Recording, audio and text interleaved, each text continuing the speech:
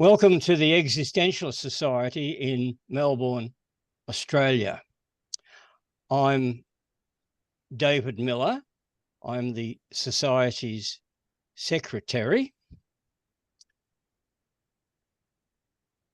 Existentialism is an umbrella term covering diverse and often conflicting schools of thought. Consequently, we are not agreed on who or what is an existentialist. We simply agree to disagree. Now, our speaker today is Associate Professor Stephen Taubeneck, and his topic is Existentialism as Philosophy, Literature, and Psychology. Stephen. Good. Thank you. Okay, so shall I go to share screen then? Do I hit that next? Is that what I do? Yes, unless you want to introduce yourself. Oh, I should probably do that, shouldn't I?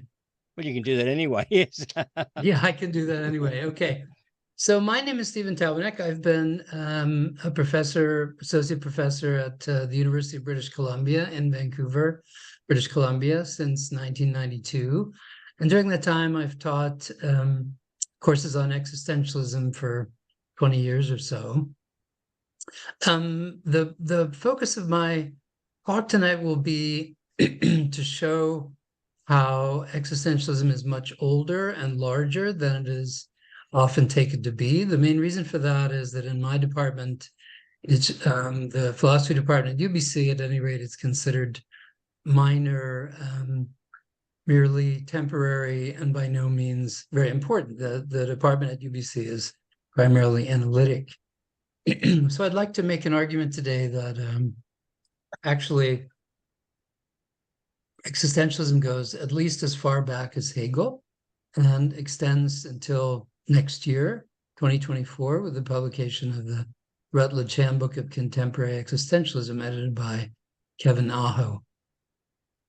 I've got a longish thing written out, but I'm very keen to hear your responses and your questions. So what I thought we might try to do is I'll stop at the end of sections and see if you have any questions or comments on what I've been saying. So you can see the text, I imagine, on the screen in front of you. And I'll just read it off here. At first glance, it might appear that existentialism was merely a casual way of talking and writing that arose in bars, bookshops, cafes, cinemas, and clubs in the 1940s in Paris. It was Sartre's lecture, later called Existentialism as a Humanism, on October 29th, 1945, in Le Club Maintenant, the Now Club, that is often taken as the beginning of the movement. Much to his and Beauvoir's surprise, the club was crowded that night, and people responded eagerly to the talk. When it was published, the essay gave existentialism its founding phrase, quote, "Existence precedes essence," end quote. Ever since that event, existentialism, the lecture and the phrase, have been taken as the onset of existentialism, its Big Bang movement or moment that would create a popular but short-lived movement, a kind of intellectual fad. But from the beginning, Sartre resisted the name of existentialism and insisted that what he was doing, and for example, his novel Nausea and his book Being and Nothingness, was the, quote, philosophy of existence, end quote. He and Beauvoir maintained that what they were doing arose from a long tradition, involved complicated and sophisticated arguments, and should not be taken lightly. After the lecture, they spent a good deal of time trying to defend their positions as existentialists, but eventually, in the 1950s, claimed they were not existentialists at all. This may well be one of the trademarks of the people mentioned in the tradition. Camus rejected the label, as did Heidegger, Merleau-Ponty, and Fanon, and it was entirely unknown to either Kierkegaard or Nietzsche. You can spot an existentialist, in other words, by the extent to which they disavow the label. From my perspective, existentialism is a philosophy of existence that extends at least to literature and psychology. Their shared concern is existence. As Heidegger put it in Being and Time, quote, "The essence of Dasein is existence," end quote. But what is existence? I think we can get a clearer sense of the word and its meaning if we look at its etymology. The word existence entered the French language in the 14th century from the Old French. Entered the English language in the 14th century from the Old French. The French had taken the word from the medieval Latin existentia, and the root of the medieval term was the Latin existere. Existere means to stand, and ex means out of, away, or forth. I would take existence on this basis to mean what stands out, what rises forth, or what emerges. It would not be the same as Agamben's bare life, but rather something more dynamic, whatever's emerging at any moment in time. What's happening or what's going on could be said in more colloquial English. If we can agree that the focus of existentialism is on existence, then we can begin to question more deeply as what is involved in this claim. How can existence be described? What are its most persistent features? Is existence the same for everyone, or does it vary widely, person to person or culture to culture? And if existence is to take priority over essence, what happens to claims about the essence of things, humans, or experience? In my view, the description and interpretation of existence can best be accomplished by what is called phenomenology. Phenomenology is a method of philosophy that attempts to depict the forms of consciousness as they arise over time. Although Edmund Husserl, writing in the early 20th century, is often taken as the founder of phenomenology, I would emphasize rather the founding role of G.W.F. Hegel in his book, The Phenomenology of Spirit, from 1807. Although most writers in the tradition of existentialism, from Schelling and Kierkegaard to Nietzsche, Heidegger, Arendt, Sartre, and Beauvoir, would attack, criticize, or reject Hegel's arguments, they also draw on him to get started, attempt to refute him, and typically end up more Hegelian than they would like to think. Hegel, in other words, is not so easy to escape. As my teacher, Richard Rorty, would put it, quote, whatever method one takes to escape Hegel's grasp, you will find he is waiting for you at the end of the line. I want to look briefly at the phenomenology of spirit to support my point. I would begin with a passage from the last paragraph of the introduction, in which Hegel characterizes his understanding of phenomenology as, quote, the movements of the whole are shapes of consciousness, or Gestalten des Bewusstseins in German. With this phrase, Hegel establishes the basis of phenomenology going forward. Phenomenology will attempt to describe and interpret consciousness as it moves through its various phases. The dialectical movement which consciousness practices in itself is, for Hegel, what he calls experience. In its first phase, consciousness moves from the experience of sense certainty to perception, force, and understanding. As it progresses, consciousness comes to realize that it is gradually forming itself. Thus, the second phase of consciousness is self-consciousness. But Hegel has a remarkable vision of what self-consciousness is, and I quote, self-consciousness exists in and for itself, while and as a result of its being in and for itself for another, i.e., it is only as a recognized being. The concept of its unity and its doubling, of infinity realizing itself in self-consciousness, is that of a multi-sided and multi-meaning intertwining, end quote. Hegel does not deny the existence of self-consciousness in itself, but self-consciousness actually grows. It exists in and for itself when it is recognized by another. His most well-known example is the dialectic of the master and slave, in which the two are shown to be interdependent. Many writers, from Feuerbach and Marx to philosophers of history in the Frankfurt School, have taken up Hegel's claims. Above all, many writers from the tradition of existentialism responded to Hegel's arguments. Among the earliest and most vehement was Søren Kierkegaard. It is often Kierkegaard who's taken as the initiator of the tradition. One of the clearest examples of Kierkegaard's approach to existence is his rejection of Hegel's position.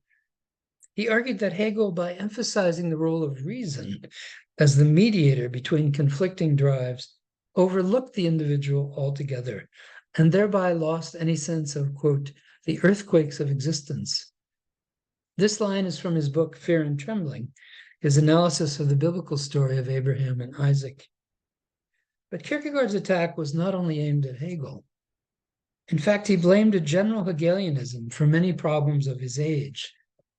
In 1846, he wrote a scathing literary review called The Present Age, in which he criticized modern Western culture for its shallow conformism, obsession with meaningless gossip, its widespread boredom born out of a lack of passionate commitment, and its unwillingness to face up to uncertainty, contingency, and the finitude of the human condition. With Kierkegaard's call to resist the temptations of mainstream culture, his emphasis on the importance of the individual, and his insistence that subjectivity is much more decisive than objectivity, he sketched out a program of questioning that resonates today. Indeed, there's much about his style and way of writing that can be seen as a mélange of literary, philosophical, psychological, even religious tendencies. The book Fear and Trembling was published in 1843 under the name of Johannes di Silencio. There's a double irony to the name. If he was John the Silent One, why was he writing this book? Kierkegaard is already using a very hybrid style to communicate and creates an almost postmodern kind of indirect communication. Though his writing has been inspirational for some, from religious studies to psychology to philosophy, it must be recognized that the implied politics of his work is by no means clear. He has been taken by some as a libertarian, since he emphasized the importance of the individual as against the crowd. Others emphasize his piety and argue that he had no political program at all. I believe it is his sensibility which is most existential. He is skeptical, ironic, playful, and with no clear set of suggestions beyond be yourself. The charge to be oneself can be read from an anti-government, pro-individual position to a Socratic mind frame. Already at the outset of the tradition, in other words, from Hegel to Kierkegaard, existentialism was iconoclastic, critical, and creative, stretching across multiple genres of performance. Okay, I wanted to stop on that. That may sound already well known to most of you. What is unusual about this, in my experience, is first of all, the inclusion of Hegel. Hegel's usually not seen as a figure in the movement of existentialism, but I believe he wasn't a very important resource for most of the writers. And I think further, it's especially the kind of, what should I say, dialectical relationship between Hegel and Kierkegaard that is important to get the movement started. Have a good time? Yeah, so do you have any time for questions there? Let's hear what you might say at this point. Stephen, could I suggest that for the questions and comments, you stop share? Stop share, okay. There we go, stop share, very good. Okay, good, all right. So. Well, DLJ has his hand up for starters. Okay, DLJ, yeah. Thank you. Yeah, good so far. Thank you. Nice pace. I'm a non-philosopher, so some of it is a bit difficult for me. Could you give me what was the Hegel in and for itself bit? Can you give me that in sort of more plain English? Because I have no idea what that was. Okay, that's lovely, and it really is one of the great, I should say, conundrums in reading Hegel and Hegel reception. It is a phrase that continues through Marx to Sartre. So Sartre, in Being and Nothingness, is very keen on describing the in and for itself. I would make the distinction this way: the in itself is the being of the human looking out in themselves. So the insider's view, as it were, looking out at the rest of the world and thinking, what's going on out there? But the for itself is the moment when the human looks back at themselves, say at the mirror, right? And looks at themselves and says, now how is it that I'm actually looking at the world like this? So the in and for itself is a view from inside out, and the for itself is a view from outside in. The in itself looking out, the for itself looking in. And Hegel's point is that there's always this dialectical movement within human consciousness, especially within self-consciousness. His view is we become more self-conscious, the more we become aware of ourselves for ourselves. That is a kind of reflection on ourselves, our thinking, and what we're doing. Does that help at all? A little bit. Try to imagine it this way. You get up in the morning and you look around and you think, I don't feel so good. I better check on myself. And you go into the bathroom or whatever, and you look in the mirror, and suddenly you see yourself in a different way. So the in itself is the moment before you look in the mirror, and the for itself is the moment you look at yourself in the mirror. And Hegel's saying there's always this back and forth in the way we experience ourselves, in the way consciousness moves. So if I could try and translate that into my IT orientated background, could we be talking about inputs and outputs, and when an output becomes an input? Feedback loops, Good. basically. Yeah? Yeah, very good. Yeah, nice. Okay, That's good. Thank you. You got it. You got it. Yeah, that's excellent. But the interesting thing here is that for Hegel, this is what goes on all along anyway, right? It's not like we can short circuit it. It's for some people we stop at some point, but he says actually inevitably we progress beyond that to expand the feedback loop. That's a good way of thinking of it, the feedback loop between ourselves and others, really. Thank you. Excellent. Yeah. Okay. Stephen Higson. Stephen H. Yeah. Yes, I was wondering, where would you rate, say, Schopenhauer in the existential game? He, of course, had been the great light for our dear Frederick.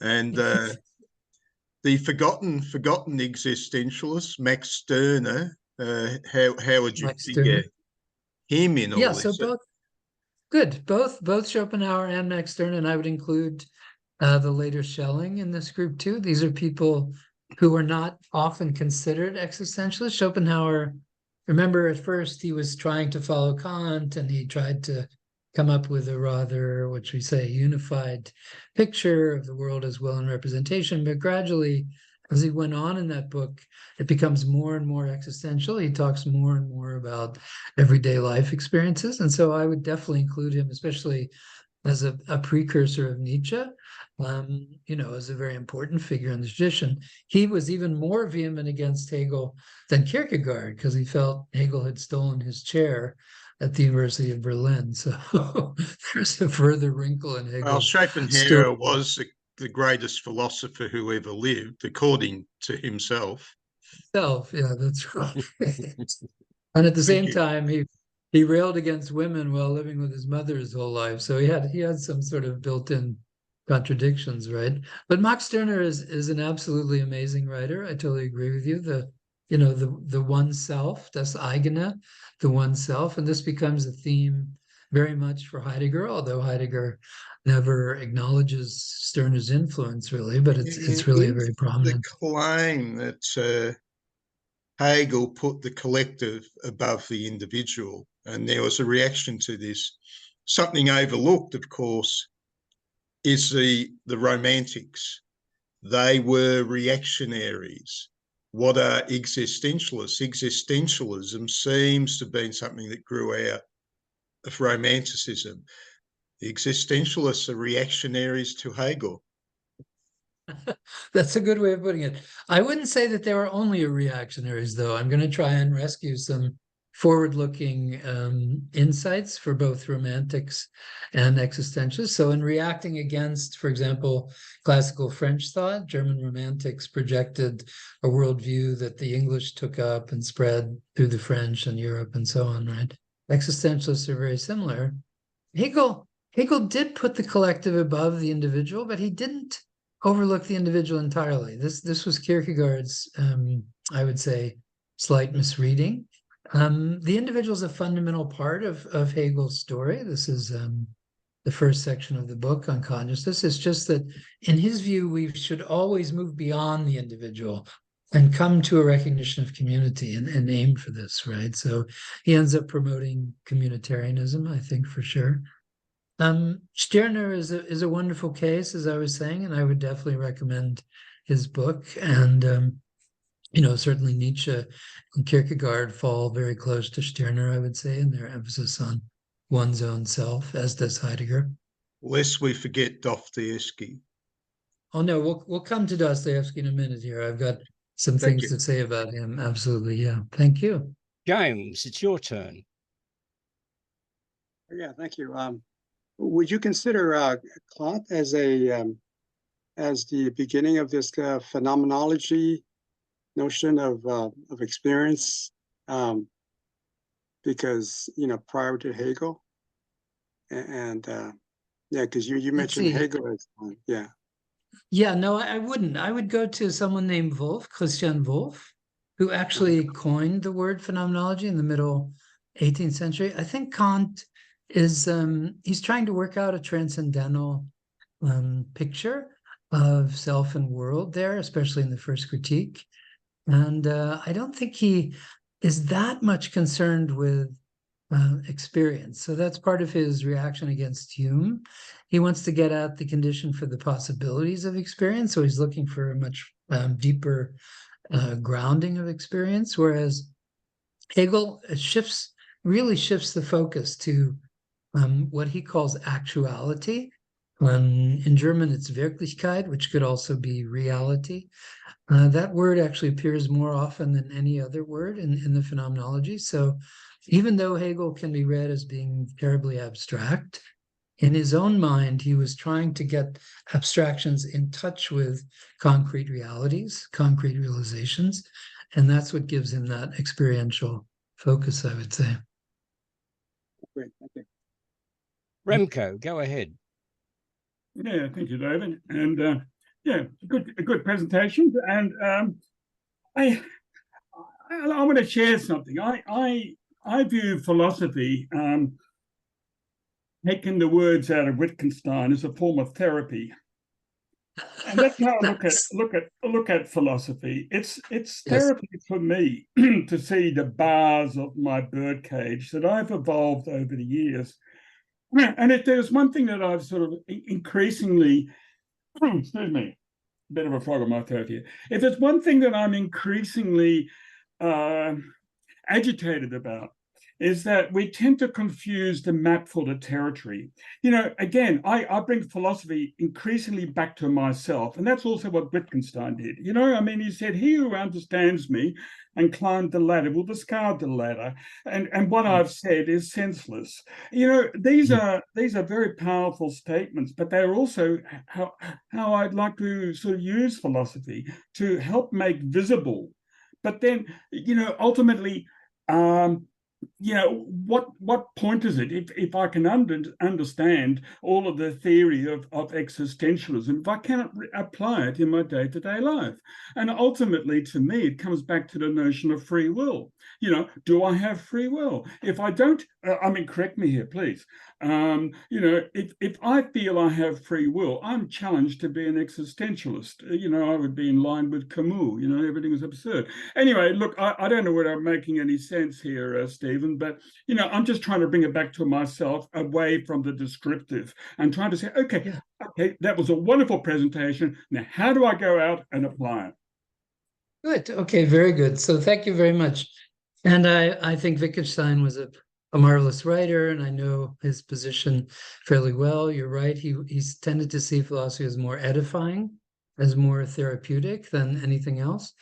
Quite a bit depends on what you think philosophy involves. And one of the hardest things to do as a philosopher in philosophy is to pick a starting point. I'm going to go along with my friends in analytic philosophy and also Hegel for the moment and say, for me, philosophy involves primarily reflecting on concepts.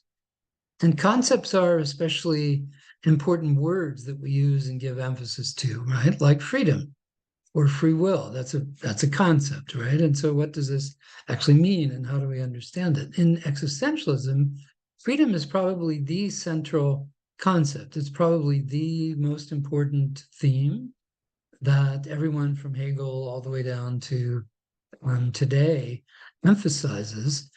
Freedom, in most cases here in this tradition, involves resisting the claims of others, the demands or pressures of others, and trying to find one's own, I'm going to quote Heidegger here, authentic response, try to create one's own authentic sensibility. And authenticity doesn't mean for these characters. It doesn't mean something like, you know, Oprah would have it, that tiny kernel within yourself that you truly are. What it means is finding the most appropriate, the most fitting response to your situation in time. So it's a kind of, you know, fitting, like appropriateness, this authenticity. And we are free always for all of these figures, I would say, to find this, to make these decisions. In fact, it's up to us to do that. This is a very important part of their claim. I don't think Wittgenstein was quite so convinced about the freedom of existentialists. I don't think he felt freedom was quite so easily, you know, found or created. But it, you know, it would be interesting to work out freedom in contrast between, say, Wittgenstein and Heidegger, right? They were writing at the same time, but also to very different ends, right? So I think when you think about philosophy and its purpose, its usefulness in everyday life, it's actually, in my view, it's actually very important. I think we're all philosophers anyway, because we use concepts all the time. So think about the concepts that you use most often and how you would actually understand them, how you would actually, what should I say, explain them or articulate them, give them meaning, right? I think that shows you already the importance of philosophy on an everyday basis, right? Thank you, Stephen. Tash, go ahead. Hi. So going back to Hegel, Yes. and what you were saying, in and for itself, In and for and itself, yeah. in and of itself. I just the idea of being inside, looking out, but then seeing yourself from the outside, trying to be it's a self-awareness, self-consciousness. Do you think that, like, the association I kind of make in that is at that very act, there's a sort of a sense of estrangement from the self because you're looking from a distance perspective.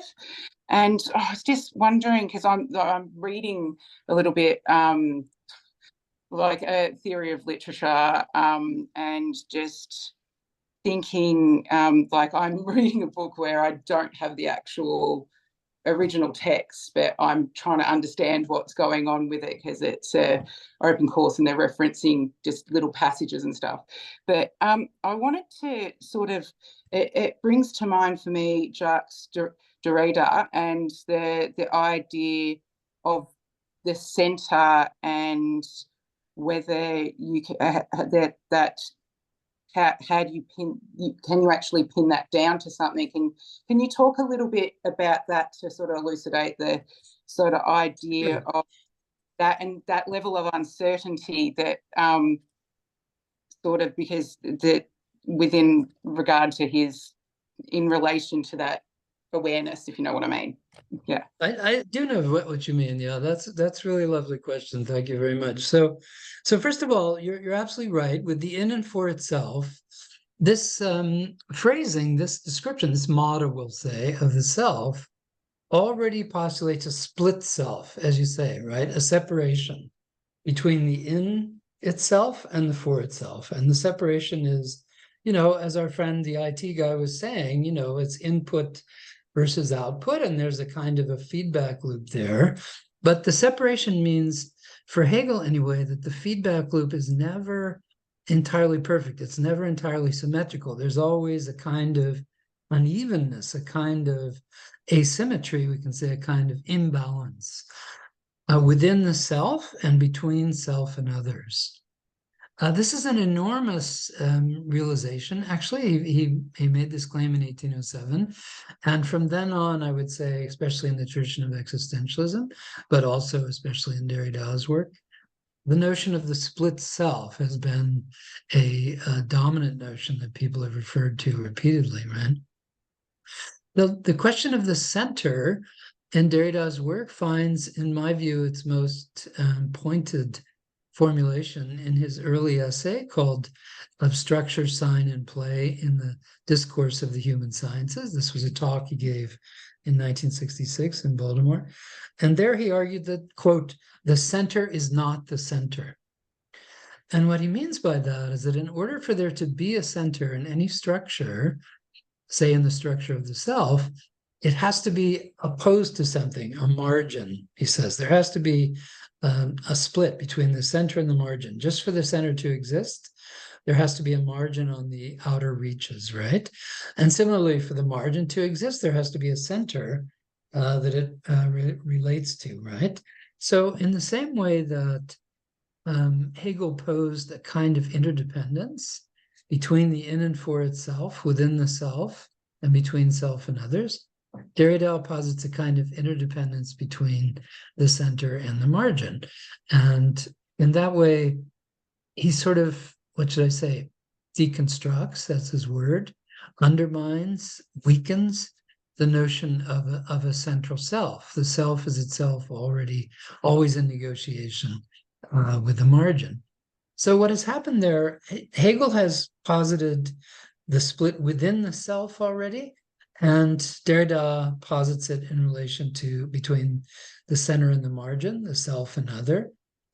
But both try to show, I should say, the instability, the uncertainty, the fragmentariness, and the mutability of selfhood, right? Which, as we see today, right, in 2023, is very anxiety producing. It makes us all very nervous to think we don't really have a stable self, right? The self may be completely under negotiation depending on the situation. Does that sort of help?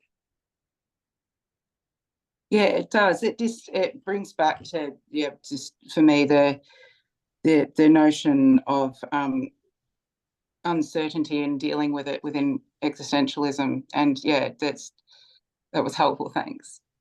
Yeah, and let me add one more word there that's going to be important, when we get to the rest of this talk, and that is contingency, right? That is contingency meaning affected by time and chance. And both Hegel and Kierkegaard are very aware of contingency, contingent effects, and how contingencies disrupt any stability within the self or between self and others. So the worldview that starts to emerge from Hegel on is a very unstable one, a very restless one, I should say, and a troubling one, as well as a potentially liberating one, you see. And it seems to me that's very much where we are today still. Good. Carol. Okay.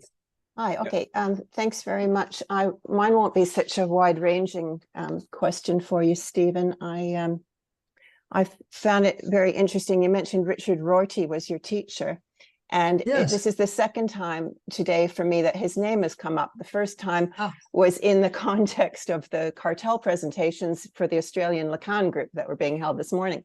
And I was just curious as to, I was thinking of maybe looking at his book, Philosophy and the Mirror of Nature. And I just wondered if that's a reading that you would recommend that also relates to what we're talking about in this session, or if there's another one that you would recommend rather. Yeah, so it depends on how comfortable you are reading more technical philosophy. Philosophy in the Mirror of Nature is sort of his breakthrough work from the early 80s, 1984, yeah, I'm comfortable with philosophy. Roughly. Yeah, and it's pretty good. It has some weird analytic style thought experiments like Martians come to Earth and so on. The book that is more accessible for me and more far-reaching, I would say, is from the later 80s, 1988, 89. It's called Contingency, Irony, Solidarity. And there he draws closely on this theme, this theory of contingency from existentialists, but then derives an ironic understanding of that. He thinks if things are contingent, that means they can always be reversed. And then he follows by arguing, in light of that, we should try to establish solidarity across communities. And that's probably his most challenging argument, because how does solidarity arise if we're contingent? Yes, and that's something that is a hook for me as well, because I see that he was a global human rights advocate. And in this day and age, I mean, what could we need more? But so I just thought maybe I'll give that one a read. He was actually, and he was very, and he actually predicted already in the 1990s, he predicted the rise of someone like Donald Trump in the United States. He said if the Democrats don't focus on the workers, they're going to lose their, their base, and they'll go to the Republicans, and that seems to be what's happened. So anyway, he was one other thing about Rorty, he was very shy. Yeah. And he was a wonderful writer. His best essay is called Trotsky and the Wild Orchids, where it's about his childhood and his upbringing and so on. And he's very expressive there and very explicit. But in person, he was very, very shy and very humble. And a really, really neat guy, I would say. So, did he actually read Russian if he wrote about Trotsky? He didn't really read Russian, but he was aware he needed to. Oh, okay. He did read German. I was considering enrolling, but it's a very difficult language. Okay, thank you so much. I'll let you go on with your talk. Okay. Yeah, no question. So we have some other questions in the meantime now. So who was next? Conrad is next. Conrad, okay. Hi, thanks for your talk. Sure. Just wanting to know if you think, like, I'm a determinist, and if you think you can be a determinist existentialist, because it seems to be incompatible. But I like the ideas of existentialism, Nietzsche and others, but yet I don't believe in free will. Just wondering if you believe in determinism, and if you believe that they can be compatible, or what your thoughts are on their relationship. Yeah, that's another great question. So thank you very much for inviting me, David. Your group always has the most excellent questions. Anyway, I would say, determinism is something that most of the people in this tradition would resist. They would emphasize the importance of free will, the role of freedom. Probably the most striking claim was made by Sartre, who said we were never freer than under Nazi occupation. And so you'd have to look into what he meant by freedom there, and what freedom actually meant for people like Camus and Beauvoir and Fanon and so on, right? Freedom seems to have meant just the very simplest kinds of decisions that we make. For example, should we commit suicide today or not? This would be Camus' question, right? The question, well, should we eat something for breakfast or not? Should we get out of bed or not? That would be Samuel Beckett's question, right?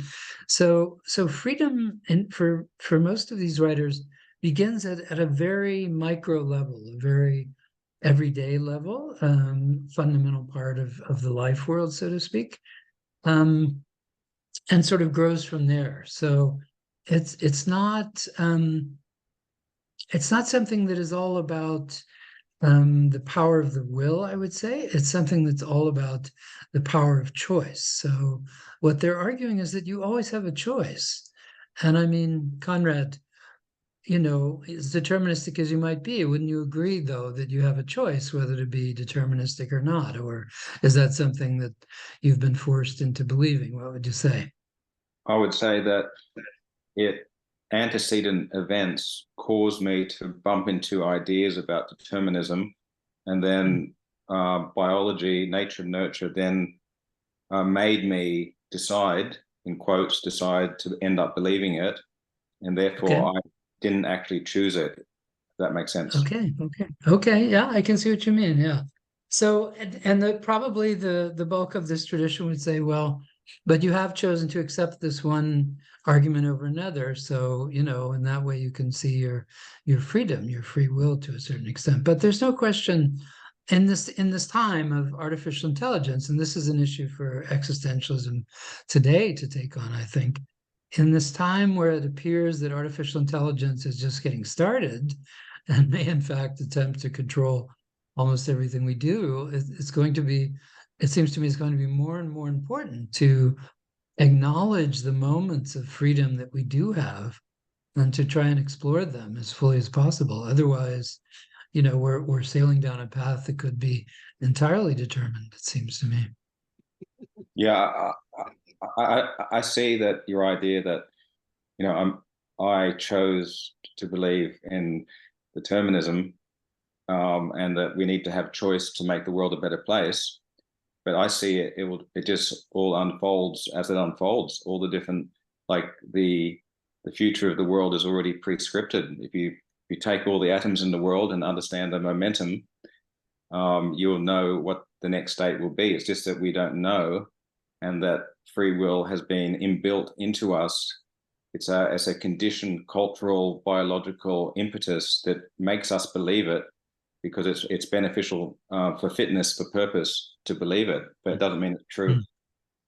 Mm-hmm. Okay. James. It would be okay. Go ahead. Sorry, James. Go ahead. Mm-hmm. Thank you. Very interesting. I wanted to ask you about the, you're talking about Hegel, this idea of existentialism in Hegel, and that, but then he has a totalizing system, right, which would be deterministic, and does Hegel then break out of that kind of the existentialist moment and become a different kind of thinker, and which Derrida would be able to confront and apply his deconstructive method to, and also, do you think that the post-structuralists, the French post-structuralists like Deleuze, and are they also incorporating existentialism in their philosophies? But they arrive at a position where they sound sort of like deterministic, but at the same time, they've also incorporated Sartre and existentialism into the thinking, right? Yeah. Okay. So let me take the first question first, the one about Hegel. This is a point of enormous debate within Hegel reception, and a lot of it depends on how you read the last paragraph or two of the Phenomenology of Spirit, as well as some of the later books, Science of Logic, Encyclopedia, Philosophy of Right. For me, Hegel is a teleological anti-teleologist. So he's pointing towards an end, but he never actually reaches the end. Every end that he reaches dissolves and reforms again and has to start from the beginning. So if you read the end, for example, of Phenomenology of Spirit, he will say, we always reach a higher level, forget what we've learned, and have to start all over again. But nevertheless, there's more material involved. So, I would say the view of Hegel that I'm putting forward is something that actually Derrida himself put forward in Grammatology. He says at one point, Hegel was already in the game of deconstruction. And not only Derrida, but one of Derrida's best students, someone named Jean-Luc Nancy, Nancy, wrote a wonderful book called The Restlessness of the Negative, where he showed that the movement of negation in Hegel is precisely what keeps things moving and what keeps them from becoming total or final or complete. So I think, James, in other words, there are various ways of reading Hegel, and there have been these ways in conflict from the very beginning. I prefer this anti-teleological way, but others think that there really is a totalizing system there. What there is in Hegel, which was especially annoying to Kierkegaard, there's a kind of confidence, a kind of optimism, a kind of, I should say, almost latent progressivism, where he seems to think, things are getting better, they'll necessarily improve, we're making progress, all of this turmoil is showing things getting better. And this, in effect, this comes out in Marx, in Karl Marx's theory of history. We're always moving towards a better end. So this utopianism, I'm going to call this comic view of history, is something that extends from Hegel to Marx. And Kierkegaard certainly took issue with that, as did Schopenhauer, by the way, for whom tragedy was a much more appropriate response to the situation on Earth. As for the post-structuralists, most of the post-structuralists, and by this I mean Derrida, Derrida, but also Foucault, Deleuze, Guattari, many of the others, Michel Haar, Pierre Klosowski. Many of these writers, what should I say, grew up or came into writing in the 50s and 60s. And during that time, Sartre and Beauvoir were absolutely dominant. They were like cultural icons. And so they were naturally targets for everyone in the post-structuralist group. The main point of post-structuralism, I think, and this is something Tasha's question brought out, is that any structure is already itself in movement and already undermining itself and already destructuring itself historically because of time and the movements of time. And so post-structuralism already in its understanding of structures is moving against any structuralism from Heidegger and Sartre, Beauvoir, and saying actually things are much more unstable than that. So I would say the main post-structuralists, Derrida, Foucault, Deleuze, Guattari, Klosowski, all read Sartre and Beauvoir and knew them. Many of them knew them personally, but they all resisted their arguments and moved off in other directions. And this all came together, interestingly, in 1968, which was a huge moment of collision and transformation in Paris as elsewhere. And it's where Sartre himself became an anarchist. So it's as if Sartre embraced the post-structuralist side and changed his view, largely under the influence of post-structuralism. It was, in any case, it was a fascinating time with lots of cross currents among the people. James, did that kind of answer your question? Yeah, partly, yeah. Okay. Good. I still have some more questions, but I can hold off until later. Thank you. Okay, Tosh. Stephen, did you want to continue now, or do you want to if you keep wouldn't on? mind, I would like to Okay, continue. good. We were Right, just getting okay. to, I just wanted to get to Dostoevsky. I want to get a little further in the tradition so you can see how I link all these writers together. Yeah, And so then, I mean, we could stop again for more questions later, if you don't mind. Yeah, Okay, so so do I go back to shared screen? Is that what happens? Okay, yes. Share screen, all right, so. Okay, so there we go. The hybridity of existential thinking. So what I'm arguing here is that existential thinking is inherently mixed in itself and extends from philosophy to literature to psychology to religion, eventually to film and music, for example. Anyway, the hybridity of existential thinking was multiplied by Kierkegaard's near contemporary, Fyodor Dostoevsky, whom we've already mentioned somewhat.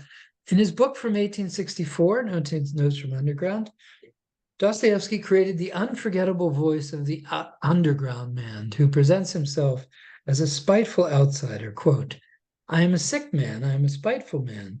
I believe my liver is diseased. However, I know nothing at all about my disease and do not know for certain what ails me." I always think the underground man is very funny, but not everyone does. "I don't consult a doctor for it. I refuse to consult a doctor out of spite." So there you have in the very opening the mention of spite. And already, the underground man establishes a very spiteful kind of voice, defiant, resistant, rebellious, a kind of rebel without a cause, as it were. The underground man is a dystopian character, cynical, contradictory. I find him hilarious. He's rebelling against himself in the first place, but also against the determinism that enshrined itself in the Crystal Palace in London. The Crystal Palace was built for the 1851 Great Exhibition and was meant to celebrate the organizational efficiency of metal, glass, and iron. For the underground man, it merely shows the arrogance of engineering and rational hyperplanning. Humans, he argues, would rather be free than planned, manipulated, or engineered. The underground man joins Kierkegaard's Abraham from Fear and Trembling to inaugurate the anti-heroic figure of the existential hero. Somewhat like the triumvirate of Sartre, Beauvoir, and Camus in the 1940s, there was a third writer in the late 19th century who shared Kierkegaard's and Dostoevsky's misgivings about the direction of modern culture, Friedrich Nietzsche. Whereas Kierkegaard and Dostoevsky both recommended Christian spirituality as an antidote to modernity, Nietzsche challenged his readers to imagine life without the security of God. In his famous aphorism from 1882, number 125 from the book called The Gay Science, or Joyful Wisdom in English, Nietzsche dramatizes a scene in which, quote, a madman, unquote, jumps into a marketplace and asks, quote, where is God? While those standing around laugh at him, the madman proclaims, quote, we have killed him, end quote. In light of this claim, he raises extraordinary questions that are still puzzling many of us today. Quote, but how have we done this? What did we do when we unchained this earth from the sun? Where is it moving to now? Where are we moving to now? Away from all suns? Are we not plunging continually? Backward, sideward, forward in all directions? Is there any up or down left? Are we not wandering as through an infinite nothing? For Nietzsche, as for Dostoevsky and Kierkegaard, it was modern science that threw into question the Judeo-Christian God. Kierkegaard attacked the modern idol of objectivity. Dostoevsky's Underground Man parodied the Crystal Palace, and Nietzsche's Madman showed what happens when the comfort of having a divine father figure is removed. But for all three of these writers, the modern faith in science is just another human construct that is in itself fleeting. Quote, we have arranged for ourselves a world in which we can live, end quote, Nietzsche argues. These constructs, including science, are our articles of faith, but this does not mean that they have been proved. By the end of the 19th century, in other words, it was becoming increasingly clear that the beliefs many people had taken to be eternal were in fact merely historical, mutable, passing. And as a result, there was a marked increase in anxiety and nervous exhaustion. In fact, we could say that by the end of the 19th century, existentialism was already becoming a broader cultural mood. Many of the main themes of existentialism had been developed. As against the growing conformism and an apparently triumphant technoscience, selfhood was now seen as a battleground between conflicting tendencies. The self is acknowledged as to some extent self-created, but under tremendous pressure to conform. Humans are situated and embodied, but should insist on their freedom as against the pressure of scientific determinism. In the confrontation with nothingness or nihilism, a growing anxiety and nervousness were noted. Should one give in to anxiety or proceed with resoluteness in the face of nihilism? Finally, in the wake of the apparent death of God, what morals should be taken as fixed, eternal, beyond question? Was there any clear foundation on which to base our judgments? Many Russian writers, from Dostoevsky to Tolstoy and Turgenev, critically engaged the social transformations of the time by pointing to the increase in social fragmentation and alienation. In Norway, there were Ibsen and Knut Hamsun. In Spanish, the poet and philosopher Miguel de Unamuno and José Ortega y Gasset. At the moment, I would like to focus on the Czech-German-Jewish writer Franz Kafka and the German-language poet Rainer Maria Rilke. One of Kafka's short texts, called Give It Up, could work as a bookend to Nietzsche's aphorism. Quote, here's the Kafka text. It was very early in the morning, the streets clean and deserted. I was walking to the station. As I compared the tower clock with my watch, I realized it was already much later than I had thought. I had to hurry. The shock of this discovery made me unsure of the way. I did not yet know my way very well in this town. Luckily, a policeman was nearby. I ran up to him and breathlessly asked him the way. He smiled and said, from me, you want to know the way? Yes, I said, since I cannot find it myself. Give it up. Give it up, he said, and turned away with a sudden jerk, like people who want to be alone with their laughter. End quote. When Nietzsche's madman discovers that God is dead, he can no longer tell where he is going. Similarly, when Kafka's I loses his way, he asks for direction. He asks the policeman for directions, but the policeman turns away. In both cases, the ultimate authority is withdrawn.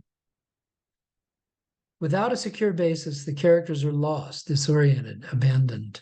Both Nietzsche's and Kafka's texts explore the condition of groundlessness, the lack of a foundation, and the resulting confusion that arises. It seems to me that it is often at the time of such crises, whether personal or cultural, that the ideas we can think of as existentialism emerge. At the turn of the 20th century, when the uneasiness over modernity was spreading, people looked for ways to combat industrialization, mechanization, and urbanization. One of the most evocative was the poet Rilke, who contributed an important collection of poems entitled New Poems in 1907. Rilke had been living in Paris at the time and began to write a kind of poem he called Dinggedichte, thing poems. These were poems much like what were later called concrete poems, which attempted to capture the concrete lived reality of various objects. In contrast to an observational approach, which would have the viewer describing objects from outside, the poet takes what could be called an insider's perspective and attempts to express what the object itself might say. Like Kierkegaard's emphasis on subjectivity, Rilke experiences the lived experience of the object, emphasizes the lived experience of the object itself. One of his most striking examples, and I'm indebted to my colleague Scott Heffler for this remembrance, is the poem entitled The Archaic Torso of Apollo. So here's Rilke describing a torso of Apollo that he saw in the Louvre. We cannot know his legendary head, with eyes like ripening fruit. And yet his torso is still suffused with brilliance from inside, like a lamp, in which his gaze, now turned to low, gleams in all its power. Otherwise, the curved breast could not dazzle you so, nor could a smile run through the placid hips and thighs to that dark center where procreation flared. Otherwise, this stone would seem defaced beneath the translucent cascade of the shoulders, and would not glisten like a wild beast's fur, would not, from all the borders of itself, burst like a star. For here, there is no place that does not see you. You must change your life. For the most part, this poem is a kind of phenomenology in action. The poet describes and interprets what the torso is apparently expressing. Quote, like a lamp, end quote, the torso shines forth, dazzling the viewer. It seems to, quote, glisten, end quote, and ultimately to, quote, burst like a star, end quote. The thing, the object, the sculpture in the Louvre has become a brilliantly glowing entity, almost alive. But the poem changes in the last line from phenomenology to existentialism, with its charge, quote, you must change your life. The torso speaks to the poet, or the poet, in reflecting on the torso, realizes that he must change his life. There's a sudden shift in tone from the awestruck mood of the initial lines to the demanding charge of the conclusion. Now it is as if the sculpture addresses the poet directly and urges them to take responsibility for their life. Though the poet is situated in a world shared with living things, it is still incumbent on him to make the most of his all too brief time.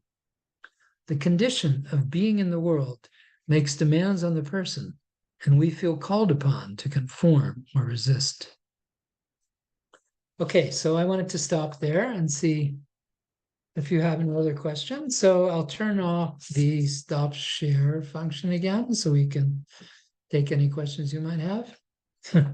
Good. So I covered a fair bit of territory there. We went from Kierkegaard to Dostoevsky, Nietzsche, Kafka, Rilke.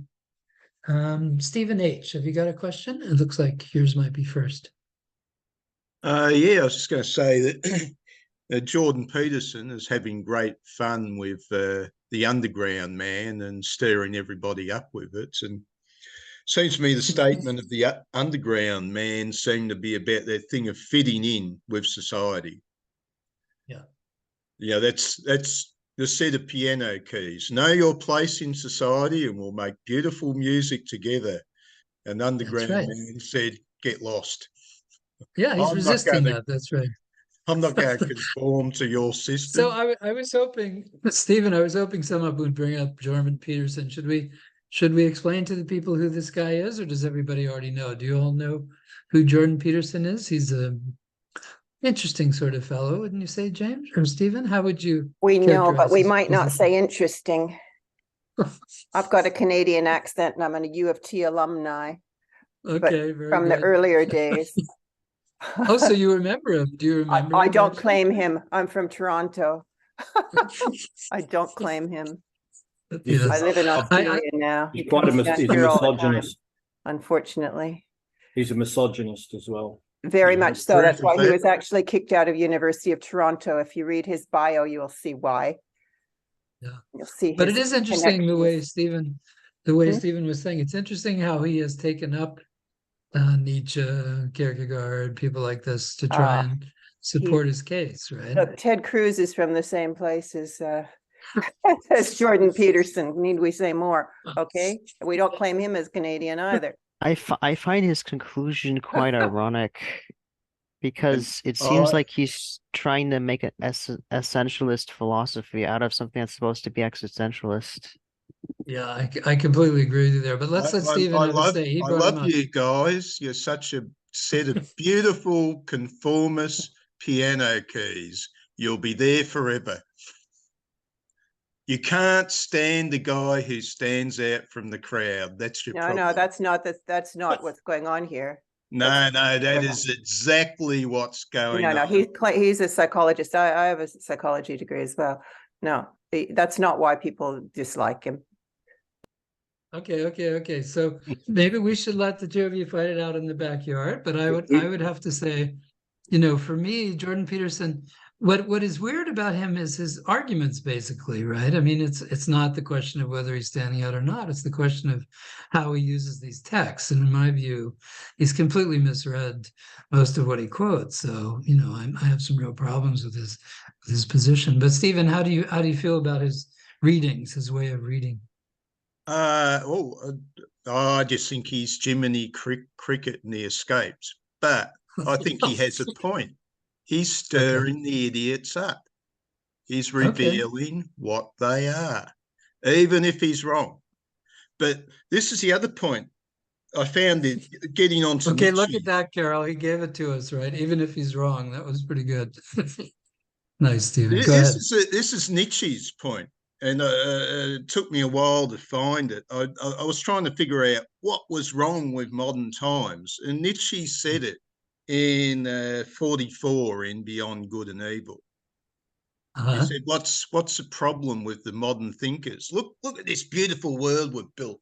All these great machines and all these massive structures and institutions. It's created a weak, lazy class of intellectuals. They are superficial, they are shallow, and you are all condemned by your own shallowness and your own weakness. Half-learned men. They're the half-learned men that Nietzsche describes. You are weak. You are in a weak age, an age of weaklings and fools who are ready to die. And die. I want to see your moments. I want to see you all go down and burn and crash, and I'll be there rubbing my hands together, loving every second of your destruction. Thank you. Okay, but hold on a second. Don't you think there might be a slightly different and perhaps preferable way to talk about, the modern age or whatever time you're talking about? Instead of in terms of strength and weakness. You see, as soon as you put up the terms of strength and weakness, you're already offering a polarity that, really has literal basis in evidence. I mean, strength, weakness, what in terms of what actually, right? So try and think about, Nietzsche's resisting conformism, just as Kierkegaard was. And of course, there's a lot of conformism for sure, and that's especially reinforced by bureaucracies and institutions and so on, right? But is the best response to conformism, is that to promote a kind of, what should I say, nostalgic, archaic anachronism, like back to the good old days sort of thing? Or is it better to say, look, we can make some temporary changes along the way and try to shift the way we're going? What do you think about the strength-weakness dichotomy, Stephen? Oh, well, I think this whole grand vision of the future, the weak man wants an easy world.